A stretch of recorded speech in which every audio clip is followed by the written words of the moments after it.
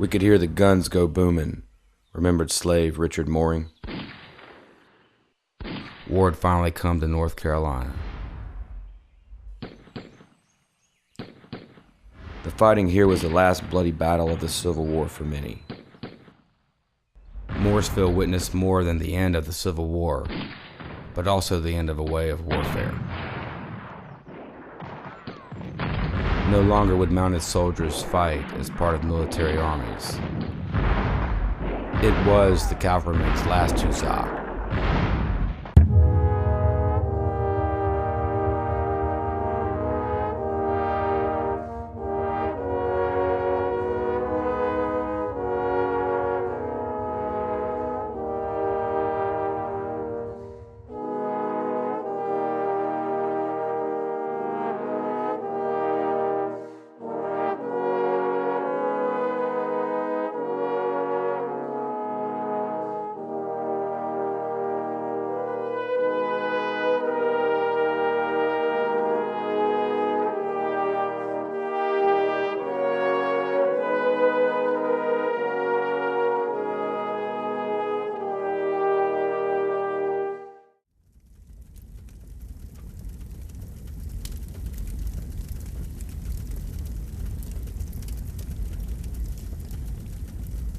The long road that brought the two generals together in Morrisville began as the city of Atlanta burned. Union General William Tecumseh Sherman captured the city in September 1864 and marched his army across Georgia to Savannah, destroying everything in its path. It was a campaign that exposed the Southerners to the hard hand of war in hopes of weakening the Confederacy's will to fight.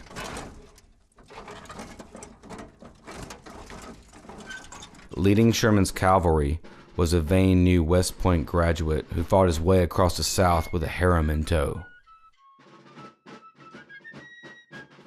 General Sherman considered General Judson Kilpatrick an ambitious and cocky commander who had earned the nickname Kill Cavalry for his recklessness with the lives of his men.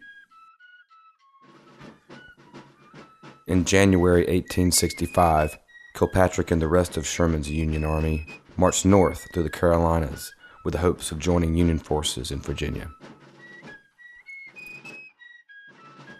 Kilpatrick's Confederate counterpart was known as Fightin' Joe. Joseph Wheeler was a West Point graduate like Kilpatrick who had written the Confederacy's book on cavalry tactics in 1863. After the fall of Atlanta, his men were tasked with stopping Sherman. Across the South, these men would earn the reputation of being hard but undisciplined fighters. Friend and foe alike cursed Wheeler and his men as lawless criminals. Confederate horsemen commandeered horses, robbed civilians, and some began executing Union prisoners. In 1865, Wheeler joined Confederate General Joseph E. Johnston's gathering army in North Carolina. Johnston launched an all-out assault against a portion of Sherman's army on March 19th near the village of Bentonville. It was the last great charge of the Army of Tennessee, but it failed to destroy Sherman. Johnston retreated only to learn the devastating news of the Confederate surrender at Appomattox Courthouse in Virginia. By April 12th, Sherman had resupplied at Goldsboro and fought his way to within sight of Raleigh's earthworks. Panicked citizens fled the capital throughout the night as Confederate authorities desperately loaded trains with important supplies and wounded. Johnston had his railroad engines working overtime, shuttling wounded men and supplies away from Raleigh in order to keep them out of Union hands. One of the wounded rattling down the tracks through the night was General Daniel Reynolds. His train pulled into the small depot town of Morrisville. With the stump of his amputated leg throbbing, Reynolds spent an uneasy night listening to the movements of Johnston's army and the groans of the other wounded. The campfires of Wheeler's ragged forces filled the woods just outside Raleigh. They believed Kilpatrick would rest, content with capturing another Southern capital. But with victory at hand, Kilpatrick's horsemen were eager to finish off Johnston's crippled army.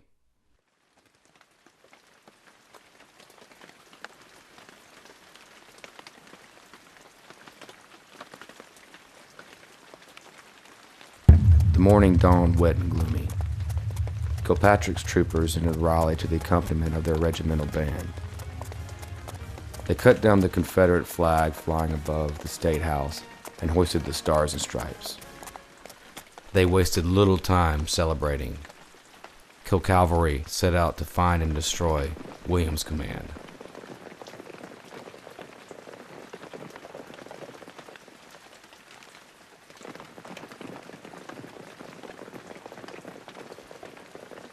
The Federals surprised the rebel force and just sat down to eat breakfast. The Union troopers charged the camp, hacking with sabers and firing pistols. For the next 6 hours, the fighting became a running battle that rolled down the railroad west towards Morrisville.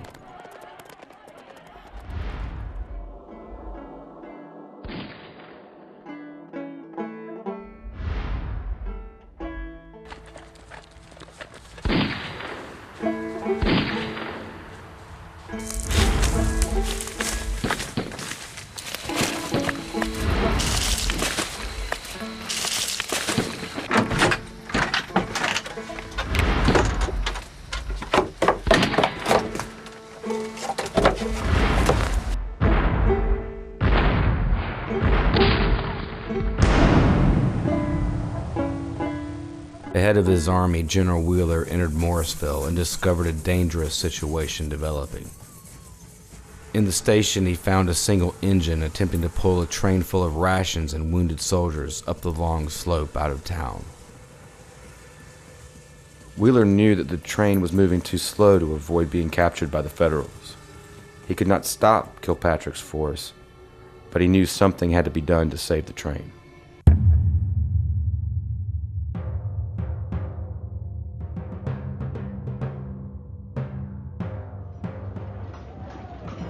Quickly, Wheeler ordered the men of General William Hume's and General William Allen's divisions to dismount and throw up barricades around the station, hoping to buy time for the train to escape. General Kilpatrick soon reached the heights above Morrisville and saw his chance to put another nail in the Confederacy's coffin. He ordered his artillery to start shelling the town and maneuvered his 1st Brigade into position for a charge. Lieutenant Joseph Kittinger of the 23rd New York Light Artillery remembered the scene. When we reached the brow of the hill overlooking this place, we saw a long, heavy rebel column of cavalry passing through the town and up the opposite heights. My pieces were brought forward on a run, and we sent the shell in quick succession right in the midst of the retreating Johnnies, scattering them in every direction. Soldiers and townspeople scrambled for cover. Malchus Page and his family hid in the basement of their home, which stood in the thick of the battle. Having hidden their silverware and jewelry, they now prayed to live to reclaim their valuables. Kittinger's rifled cannons sent shell flying through barns, houses, and flesh. But rebel cavalrymen returned the fire, making it hot work for the Union cannoneers. Officers on Reynolds' staff were in the engine with the conductor, motivating him to move the train. Reynolds noted that numerous threats were made to kill the conductor if he allowed them to fall into Federal hands. Kilpatrick ordered the brigade of General Thomas J. Jordan into action. The 2nd and 3rd Kentucky, 9th Pennsylvania, and the 8th Indiana Cavalry were moved into position.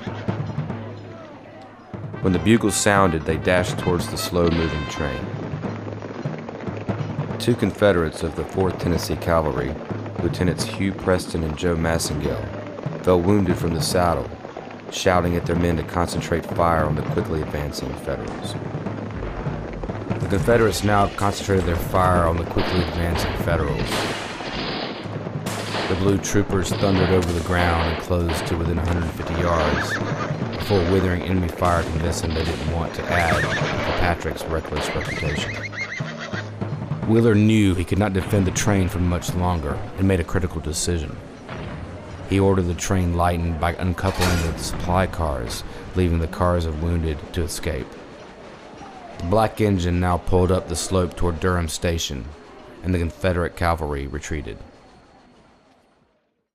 The prize had slipped out of Kilpatrick's hands. Wheeler had saved his men, but lost the vital supplies Johnston's army needed to survive.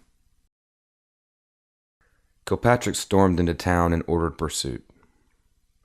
With the sound of battle raging to the west of Morrisville, he sat down to send Sherman a dispatch describing the day's fighting. Kilpatrick's inflated ego caused him to boast that the Confederates were totally demoralized, but that he had fought over nearly every foot of ground from Raleigh to this point. Kilpatrick's men informed captured Confederates of Lee's surrender in Virginia. The prisoners confessed that after the hard fighting that morning, they thought that there was something the matter. Attesting to the ferocity of the day's fighting, Kittinger recorded in his diary that his 2 guns fired at least 88 rounds of percussion and case shot.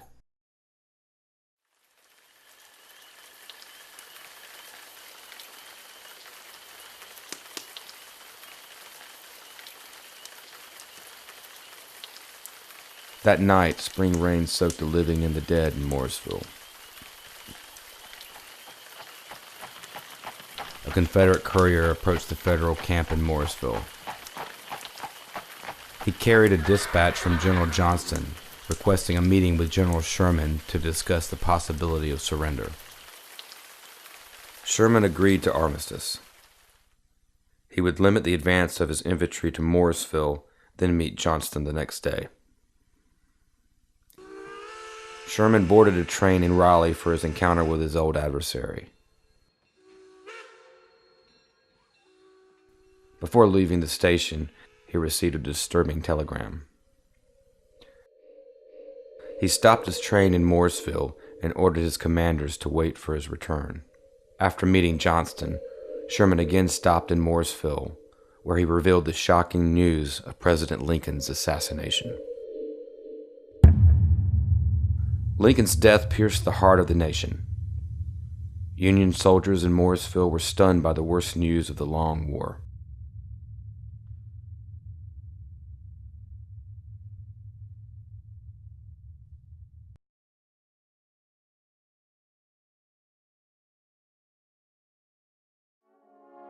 Joseph Johnston's note, sent to Morrisville, would lead to an historic agreement in the Durham farmhouse of James Bennett.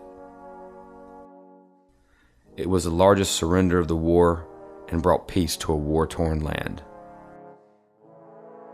Morrisville had seen the dawn of peace. Johnston's offer of armistice, received in Morrisville, led to the largest surrender of the Civil War. Morrisville had also witnessed the last major cavalry clash of the war. It was the end of an era when mounted soldiers dominated the battlefield. The mounted trooper and the iconic blade he carried would soon disappear into time. The end of the Civil War marked the Twilight of Sabers.